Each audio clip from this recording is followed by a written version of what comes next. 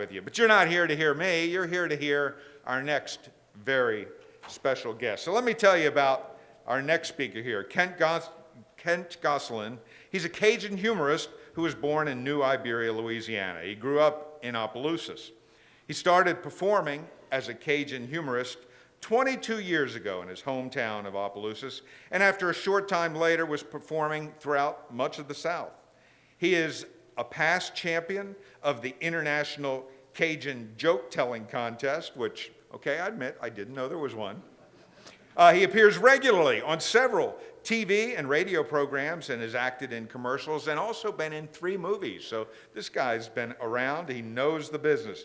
He's also performed at the Mickey Gilley Theater in Branson, Missouri, and has been on the E! Entertainment Network.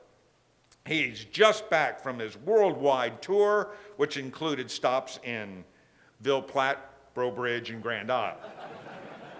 He currently lives in Baton Rouge and shares his Cajun point of view with audiences at banquets, comedy shows, corporate events, and most importantly, he's here to share it with us today. Folks, please welcome Kent Gonsoulin. Thank you, Jay. Thank you. Thank you. Now, dang, I get up here and they all leave. How y'all doing? Oh, it's so nice to see all of y'all men and a couple ladies in there. Look at y'all, huh? How you like that? Well, I'm happy to be here. I want to thank, first of all, Dr. Kurt Chastain for inviting me over here. That's my buddy, Kurt. Yeah, me and him go way back. When we first met, I was at this event at Our Lady of the Lake, and I met Kurt, and, oh, hold on. Okay. He was there, and he said, man, we hit it off.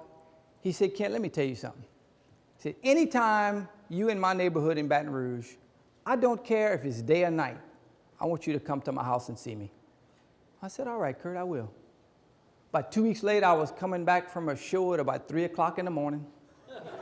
I happened to be passing by Kurt's neighborhood. Man, I found his house. I got the address. Man, I knocked on his door. His wife, Chanel, came to the door. She's looking at me like that. I said, is this where Dr. Kurt Chastain lives? She said, yeah, just bring him on in, lay him on the couch.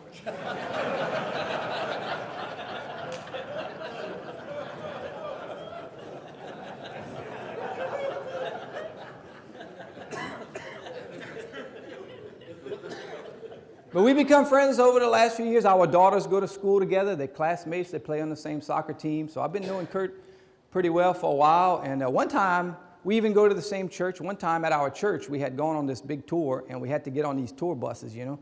And we were getting, you know that step on the bus is real high like that? They had this woman, y'all, she had this tight mini skirt on. That skirt was so tight, she couldn't even split her legs to get on the bus.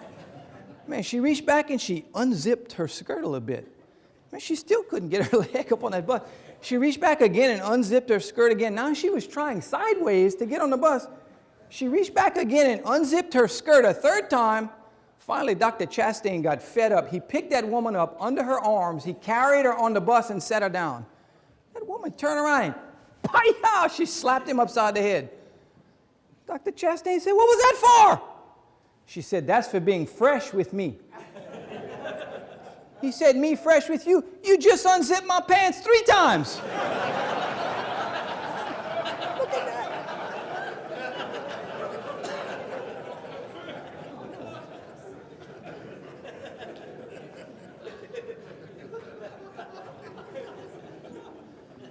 Some of y'all may know this, but Kurt Chastain plays in a band. He's got his brother in the band. Yeah, he's at the V-Tones. I've heard him many times. A great band. Kurt Chastain sings and plays guitar. He's fantastic. Man, I asked him one time, I said, Kurt, how you remember all them songs and all the words? Oh, he said, man, look, I cheat. Man, I got me a sheet of each song, and it's got all the words. I put it right there on the stage with me.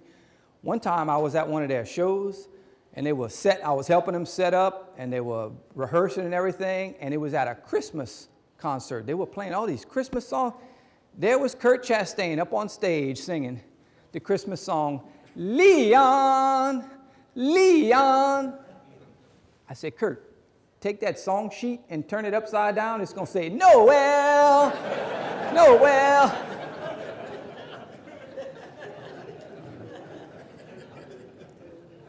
One time, Kurt Chastain his band played in New Orleans.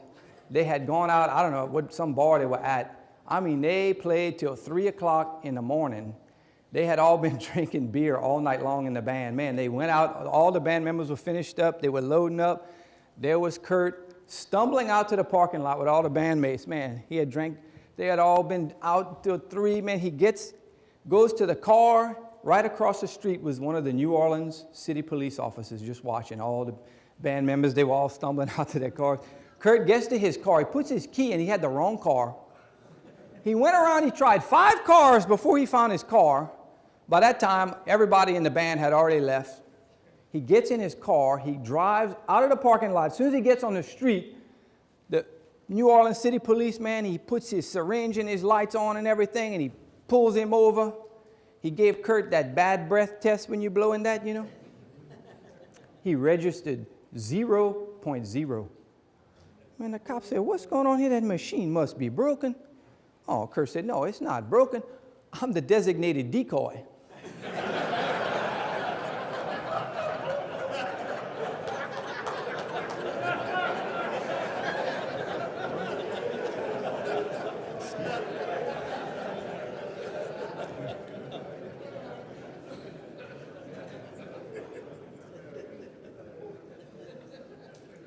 Kurt's married to a wonderful woman, Chanel, very beautiful woman. In fact, just a few nights ago, Kurt and Chanel were sitting on their back patio and they had a glass of wine. And Kurt all of a sudden said, "I love you so much, I don't think I can ever live without you." Chanel said, "Wait, is that you talking or is that the wine?" Well, he said, "No, it's me talking to the wine."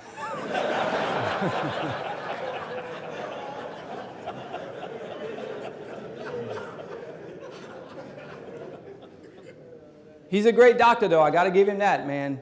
He's given me a lot of good advice over the years. He told me, look, he said, "Kid, you got to exercise. You got to keep exercising." So I did. I took up bike riding. I got me one of them road bikes, and I go on them long bike rides. Now, the only problem with bike riding, have you seen the outfit you got to wear?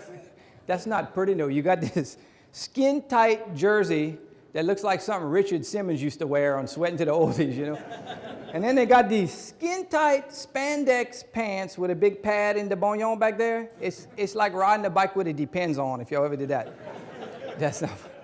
And then he told me, he said, "Look, Kent," he said, "you got to eat a lot of berries. And, you know, blueberries, blackberries, strawberries." He said, "Berries are very good for a man's health." He said, "That's part of your prostate protection program." He said, "Yeah, just remember this slogan. A berry a day keeps the finger away."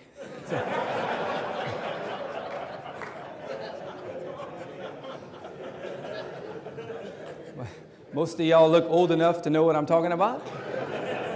There's a few in here, maybe not. That's a little surprise you get on your 40th birthday there. Some of y'all going to have that in the next hour, so good luck with that. But it's good to see Dr. Chastain. Just to let y'all know a little bit about myself, I am a Cajun. I was born in a little small Cajun town called Loraville, Louisiana. Does anybody know where Loraville is? 5 people, yeah. It's not a big town. Loraville has a population of 1,000 people. 1,000, that's it. In fact, Loraville has been population 1,000 for the last 30 years. That's right. It's the only town in South Louisiana that hasn't changed population in 30 years. You see, every time a woman gets pregnant, a man leaves town.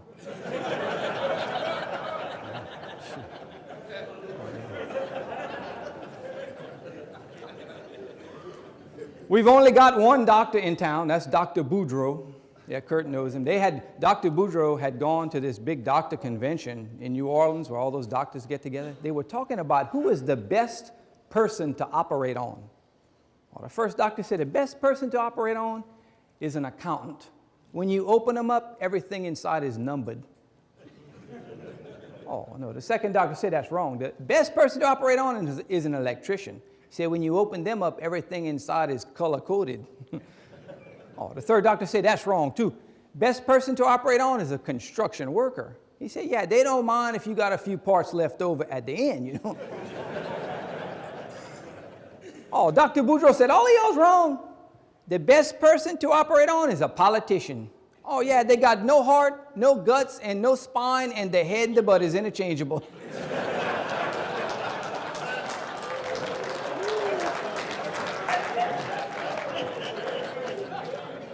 Y'all didn't bring no public officials here, did you? Okay. Got to be able to make it out. Dr. Boudreaux, that's a smart doctor, though, man. One time, he was giving old man Fontenot from Loraville his examination, man. He checked Fontenot out. He said, Fontenot, you in great shape for your age, yeah. He said, tell me, do you exercise on a regular basis? Oh, yeah, Fontenot said, I walk 3 miles every day. Dr. Boudreaux said, that's great. What about you and your wife? Do y'all still have passion?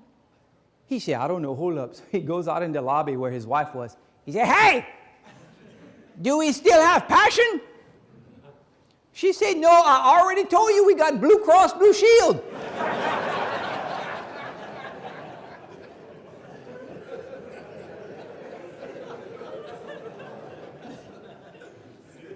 And look, Dr. Boudreaux hadn't even finished his examination an hour. He walked out of his office, looked across the street at our only bar in Loraville. There was Fontenot buying drinks for everybody in the whole bar. He had this good-looking younger woman sitting next to him. He was buying drinks for her. Dr. Boudreaux ran inside the bar. He said, Fontenot, what in the world are you doing? Fontenot said, well, Doc, I'm doing just what you told me. You told me to find a hot mama and to be cheerful. Dr. Boudreaux said, that's not what I told you. I said you have a heart murmur. Be careful.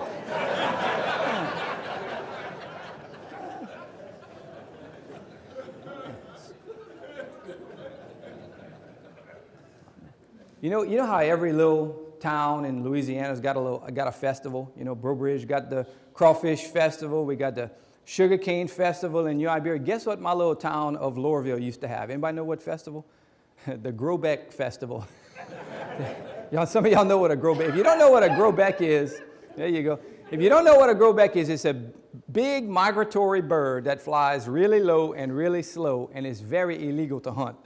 Leave it to the Cajuns to have a festival for a bird that gets you 6 months in jail or a $500 fine. One time they had the TV cameras from Lafayette came to Loraville at the Grobeck Festival. They were interviewing Alphonse Boudreaux from Loraville. He was sitting there and the TV reporter was out there. She said, Mr. Boudreaux, why do y'all have a festival for an illegal bird? He said, why? Because it's delicious.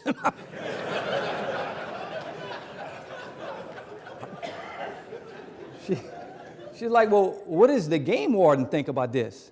He said, I don't know. Why don't you go ask him? Look, he's over there eating the wing.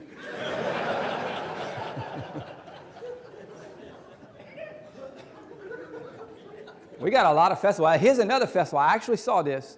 The South Louisiana Shakespeare Festival. Can you see that version of Romeo and Juliet? Romeo, Romeo, where you at, boy? But look, here's the best festival I've ever seen. In Church Point, Louisiana, the Buggy Festival. Have y'all seen that? You ever been there? The Buggy Festival. Everybody drives their horse and buggy. And my cousin, Kusun, one time had a weekend job driving a buggy in the Buggy Festival in Church Point. Man, it was first day on the job. He was driving that buggy down the street in Church Point. A truck ran through a stop sign and crashed into his buggy. Oh, it was a mess. It had killed his horse, killed his dog, everything. Make a long story short, the man in that truck didn't have no insurance. Kusun had to sue him. They got into trial. There was Kusun. The judge put him up on the witness stand. The judge looked at Kusun. He said, you look familiar. Have you ever been up before me? Kusun said, I don't know. What time you get up?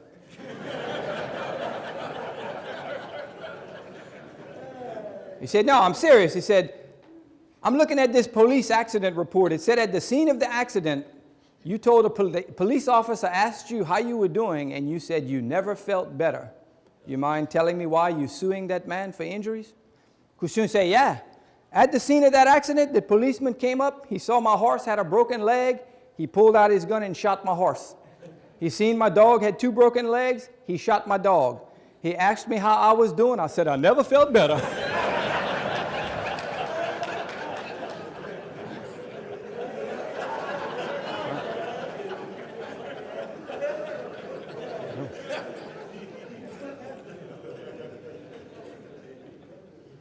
I'm proud to tell y'all my father's here today. My daddy, Harvey Gonsoulin. Raise your hand. There he is. Yeah, he came here. Y'all good. My daddy was born and raised in the Loraville area. Now look, my daddy grew up way out in the country.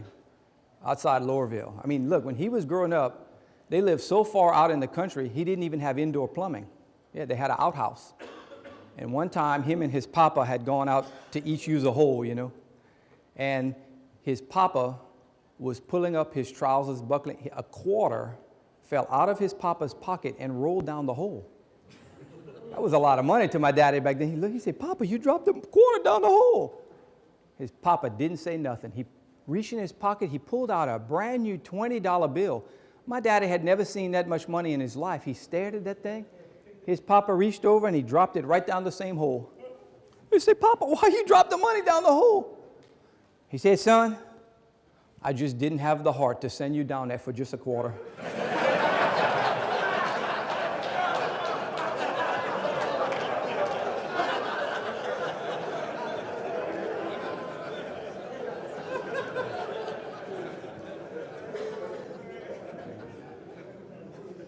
You know, my daddy lived so far out in the country, he had never seen any tall buildings before. One time, his papa took him to downtown New Iberia, Louisiana. They went into the tallest building in downtown, 4 stories tall. The first thing they saw when they got in was the elevator. Now, neither one of them had ever seen an elevator before. They didn't even know what it was. They sat there and stared at that thing, and the walls would open up and close up like that. Pretty soon, they seen a little old lady in a wheelchair roll herself up there. She pushed the button. The walls opened up. She rolled herself in that little room. The walls closed up. They waited a few minutes. The walls opened up again. The most beautiful 24-year-old woman they ever seen came out. Oh, his papa said, "Quick, go get your mama."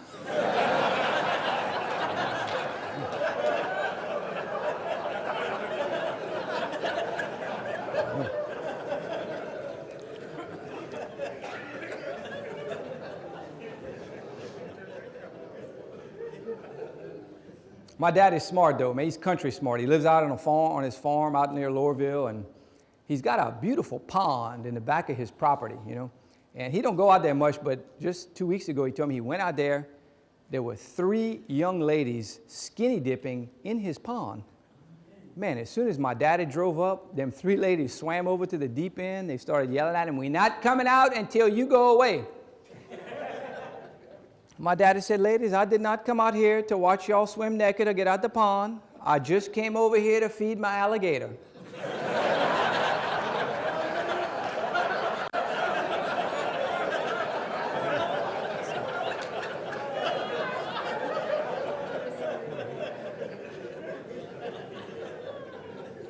Told y'all he was smart.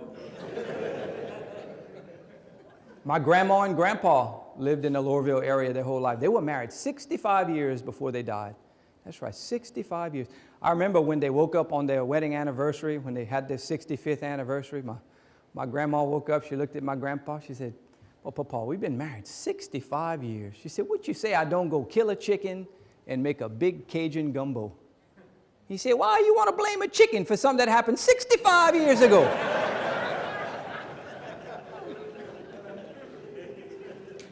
The newspaper reporter even came to interview my grandpa on their wedding anniversary. He said, Mr. Delmar, that was his name, Delmar Hebert. He said, "Mr. Delmar, what's the secret for being married 65 years? Oh, he said, "Well, I got 4 secrets for that. Secret number 1, you got to find a woman that likes to cook. She can cook a good meal every night, keep your tummy happy, you know. Secret number 2, you got to find a woman that likes to work. She can get a good job so you don't have to work too hard. Secret number 3, you got to find a woman that can keep you happy in the bedroom. And secret number 4, and most important of all, you got to make sure them 3 women don't ever meet up with each other." Oh, no.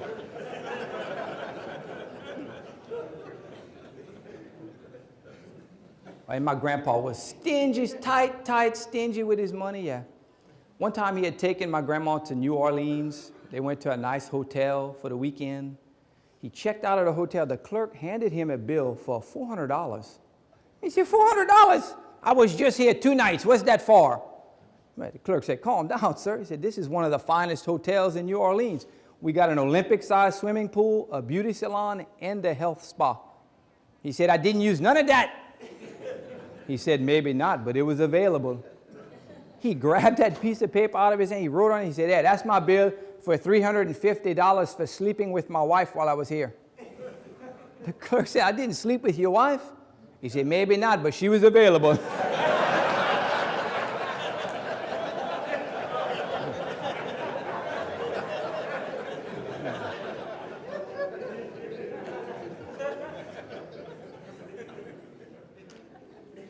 You know, every year before Easter during Lent, my grandpa would always give up drinking beer during Lent. And the last year before he died, he did the same. He gave up drinking beer all Lent long. And the night before Easter, he went out and drank all night long to catch up. He was walking home early Easter morning at about 6 o'clock in the morning, and he walked down by Bayou Teche so nobody would see him walking home that late. Sure enough, they were having one of those sunrise Easter services, and they were baptizing people in the bayou. My grandpa walked up too close to that. That preacher grabbed him behind the collar, drug him in the bayou, put his head in the water. He pulled his head out. He said, have you seen Jesus? He said, no. Pulled his head out again. He said, have you seen Jesus? He said, no. Pulled it out. He said, have you seen Jesus? He said, no, but before you do that again, you sure that's where he went down?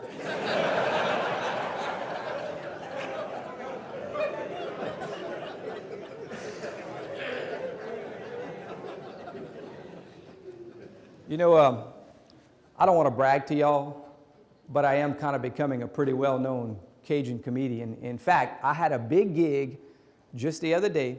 They invited me to perform at the nursing home in Loraville. Yeah. Well, they thought it'd be nice to have a local celebrity come back and talk to all the residents, you know. So I got in front of everybody. I said, ladies and gentlemen, I'm happy to be here. Tell me, does anybody know who I am? And one little old lady in the front row said, no, but if you go ask the lady at the front desk, she'll let you know.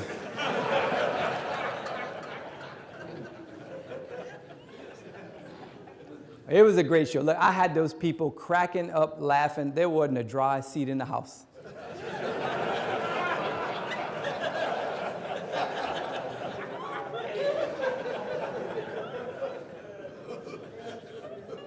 Look, I got to meet this couple and their husband and a wife.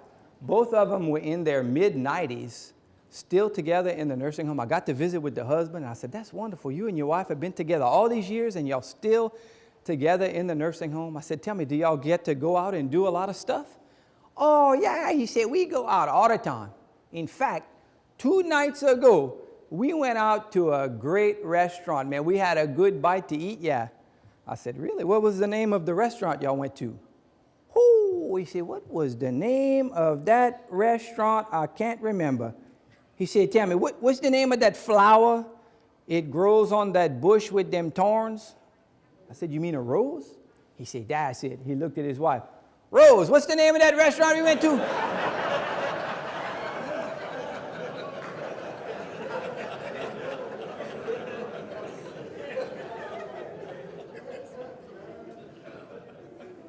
I got to meet this woman in the nursing home. She was in her mid-80s, and she was getting married for the 4th time. Yeah, I got to visit with her. I said, tell me about all your husbands. Oh, well, she said, when I was in my 20s, I married me a banker. Then when I was in my 40s, I married a circus ringmaster. Then when I was in my 60s, I married a preacher. And now I'm in my 80s, I married a funeral director. I said, really? I said, that's a lot of diversity in your husbands, huh? A banker, a circus ringmaster, a preacher, and a funeral director? She said, yeah, well, you see, I married 1 for the money, 2 for the show, 3 to get ready, and 4 to go.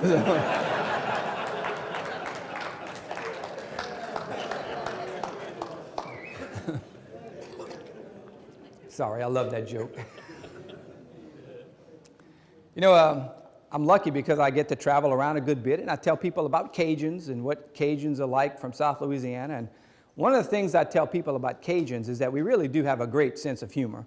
We just love to laugh, and we especially love to laugh at ourselves, right? Because everybody has heard Boudreaux and Thibodeau jokes before, right? Everybody has heard those. But the worst thing in the world is to hear somebody try to tell a Boudreaux joke, and they ain't got no business telling one of them jokes. They got a friend of mine that lives here in Baton Rouge. Y'all, he's from England. He thinks he's been in South Louisiana long enough to tell a Cajun joke. That's not pretty, no. Look, this is my friend from England trying to tell a Cajun joke. Anyway, all right, then there was Boudreaux in Thibodeau. Of course, Boudreaux walked up to Thibodeau. Thibodeau's hair was all mussed up. His clothes were tattered and torn. He had 2 black eyes, to which Boudreaux replied, "Good God, man, what happened to you?" To which Thibodeau replied, "Well, there I was riding this horse. And the horse started to buck and buck. I tell you, the beast was mad. Finally, I was able to jump off the horse, but my foot got caught in the stirrup." To which Boudreaux replied, "Well, how did you get out of that?" To which Thibodeau replied, "Well, if the manager at Walmart hadn't come out to unplug the machine, I'd still be on the horse."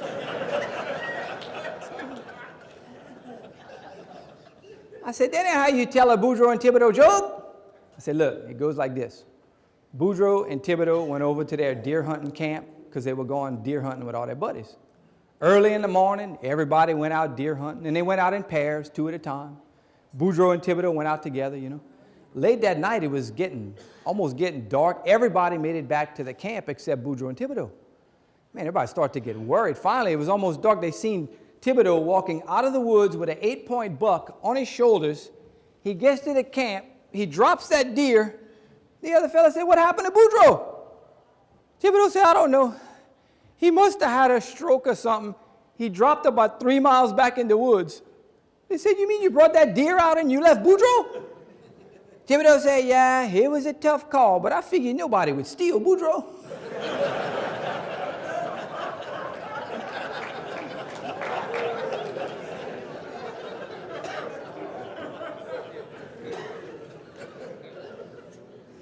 How was my British accent? It was all right? You like that? You know what I got me the other day? I bought me one of them Garmin GPS devices for my car. Y'all got that in your car, on your phone? You put that address where you're going, and that little lady's voice comes on, and she's like, "Turn left on Elm Street." And then you can change the voice in that thing, and they got this British fella in there, and he's like, "Turn right on Pecan Street." And then if you turn the wrong way, he gets mad at you. He's like, "Recalculating." All I can say is, thank God they don't have a Cajun voice in that thing. You'd never get where you're going. Could you see that? All right, you're going to go down to the end of this street. When you come to the fork in the road, take it.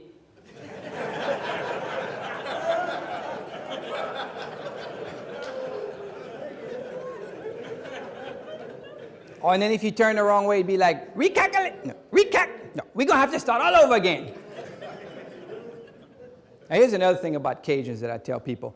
Like, we don't mind putting everybody's business out in the street. We'll tell everybody anything about you. Let me give you an example of that. You might go to, let's say you go into a Walmart in any other place, Arkansas, Mississippi. You might hear the lady on the loudspeaker, "Faylene Smith, call customer service. Faylene Smith, call customer service." You go to the Walmart in Brobridge, "Betty LeBlanc, call your husband at home. His hemorrhoids are acting up again." "Betty LeBlanc, call your husband. It's a hemorrhoid emergency." Oh, yeah. Here's another thing I tell people about Cajuns. We really do have some great words and expressions in Cajun French. Things like laissez les bon temps rouler, you know, let the good times roll. Joie de vivre, that's the joy of life. And my personal favorite, man, we're going to pass a good time, yes, yeah. But they have a few other Cajun sayings that y'all might not know about. I thought I would teach y'all that today. That's the first one. Let's say somebody that's not a Cajun might say, "Excuse me, but would you mind repeating what you just said?" A Cajun just said, "Huh?" Here's another one. Let's say somebody really ugly comes up to you and calls you ugly. Mais that's the sausage calling the boudin link, huh? So here's another one. Tick a 10. That's when you order a pizza. You want the thick crust or the thin crust? Tick a 10. But by far, the best word in Cajun French of all time is couillon. Some of y'all know what that is. If you don't know what a couillon is, let me explain. A couillon is somebody that the gates are down, the lights are flashing, but the train ain't coming. It takes them 2 hours to watch 60 Minutes. You see what I mean? And I'll tell y'all this. Everybody's family has at least one couillon in it. Yeah. Every family's got at least one couillon.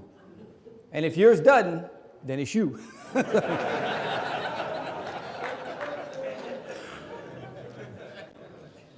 Probably the best example of a couillon that I can think of is back when I graduated from high school in Opelousas, Louisiana, class of 1983. Louisiana was ranked dead last in the whole United States in education that year. And Opelousas was ranked dead last in the whole state. And my high school was ranked dead last in the whole city. So the person that graduated last in my high school class, that's a couillon.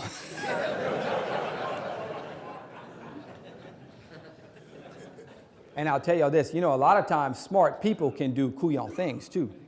Y'all remember when Bill Clinton was president and he was lying to everybody on TV? Now that was a smart man, but boy, when he was lying, I thought that was couillon, huh? I always thought if Bill Clinton had been a Cajun, he wouldn't have had to do all that lying. He could have got on TV and gone, nah, you listen to me. I did not have relations with that woman, Miss Lewinsky. But we sure passed a good time, yes, yeah.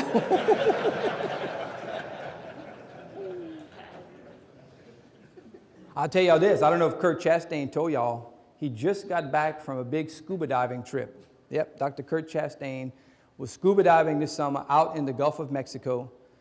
He had all that gear on, the rubber suit, the tanks on his back, everything. They were scuba diving out by one of those oil rigs. Dr. Chastain got to 50 feet underwater. All of a sudden, a Cajun in street clothes was just down there floating along. Man, Kurt saw that, he thought that's remarkable. He followed that Cajun down to 100 feet. The Cajun was still just floating along down there. Finally, Kurt took out his underwater writing tablet. He wrote on there, "That's the most amazing thing I ever seen. How you do that?" The Cajun grabbed it. He wrote, "I'm drowning, couillon."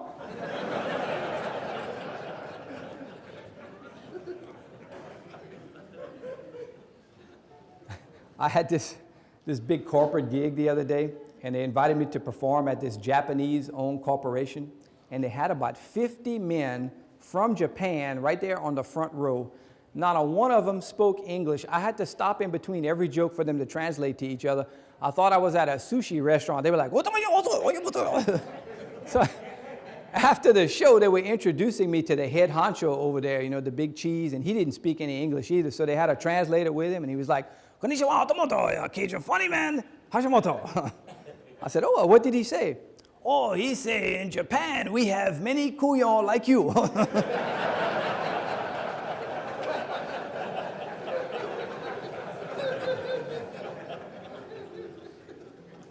Now, here's another thing about Cajuns that I tell people is we really do have trouble sometimes getting our words mixed up.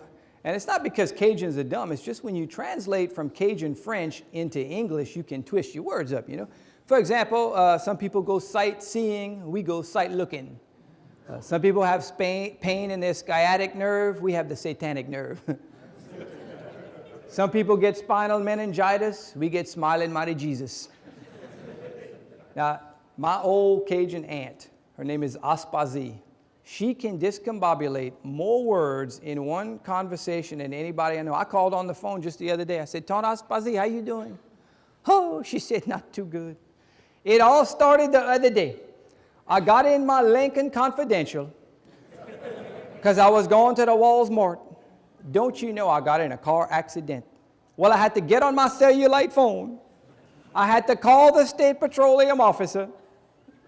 They ended up having to take me to the hospital because of my high blood, They ran all kind of tests on me. They took ashtrays of my bones. They did SCAT scans, KGBs. They even tested me for cancer of the pantry. They ended up finding that I had cataracts in both eyes,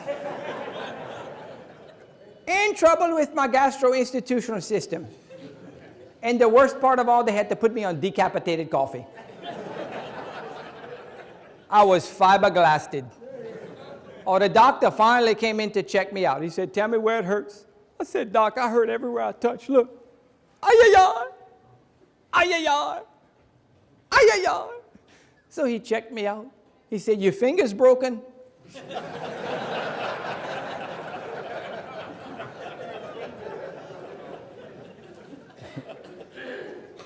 That was the only joke those Japanese fellas got. They were all holding up their finger going,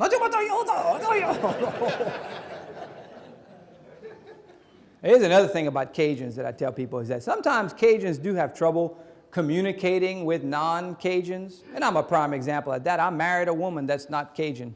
Oh, the communication problem started from the word go. I'll never forget the time I proposed to my wife. I got down on one knee. I said, babe, I want you to be the mother of my children. She said, how many you got?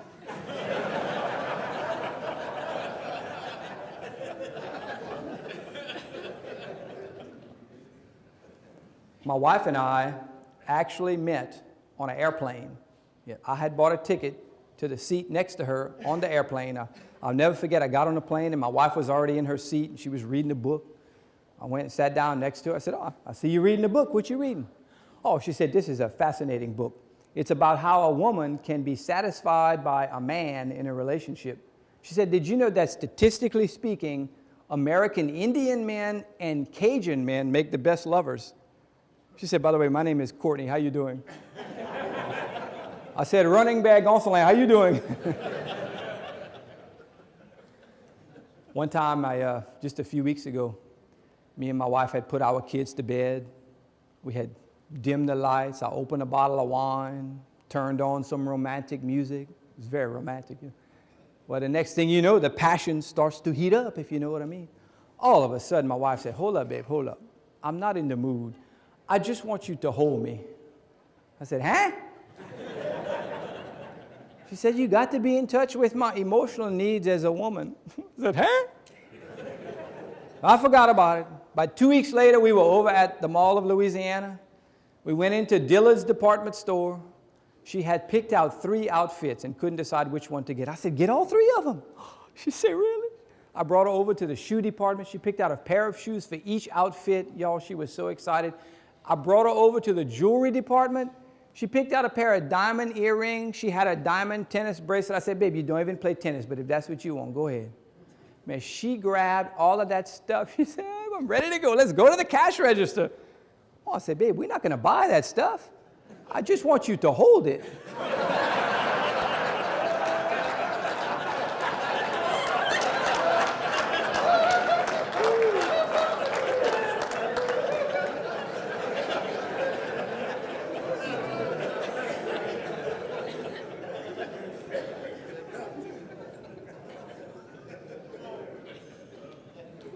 My wife and I have 4 children. We got an 18-year-old boy, a 15-year-old girl, an 11-year-old boy, and an 8-year-old third-grade girl. Who, you think you busy? Come to my house. In fact, when Dr. Chastain called me up, he said, Ken, how much would it cost to get you to come talk at our men's health conference? Oh, I said, Kurt, I don't know, man. That's a Saturday morning. I mean, I'd have to leave my wife at home with all them kids, get everybody ready in the crowd. I'm sure I can pay y'all at least $100. You jumped on that. My little 11-year-old boy, I put him to bed the other day. 5 minutes after the light goes off, I hear him, Papa, I'm thirsty. Can I have some water? I said, no. Lights out, go to bed. 5 minutes later, I hear him again, Papa, I'm thirsty. Can I have some water? I said, I already told you no, and if I have to come in there, I'm going to spank you. 5 minutes later, I hear him, Papa, when you come in to spank me, can you bring me some water?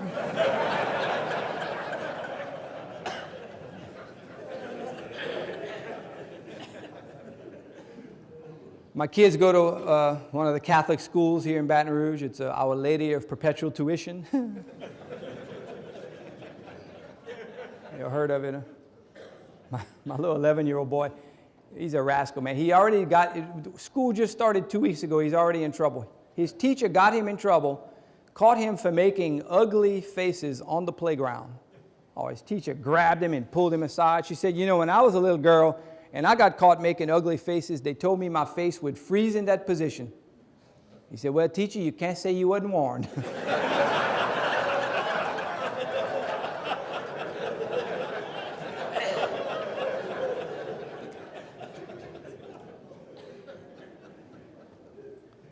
He came into the kitchen last week where I was, my son. He said, hey, Papa, I'm working on this, my science project. He said, can you tell me where did the human race come from? Oh, I said, son, that's easy. You see, first there were monkeys on the earth, and we evolved from the monkeys. You see, all right? A few minutes later, I heard him go in the living room where my wife was. He said, Mama, can you help me with my project? He said, I need to know, where did the human race come from? Oh, she said, that's easy. So you see, first God created Adam and Eve, and then we came from them. He said, well, I don't understand. He said, I just asked Papa where we came from. He said we came from monkeys. And now you telling me we come from Adam and Eve? She said, son, don't worry about that. Papa was telling you about his side of the family. I was telling you about that.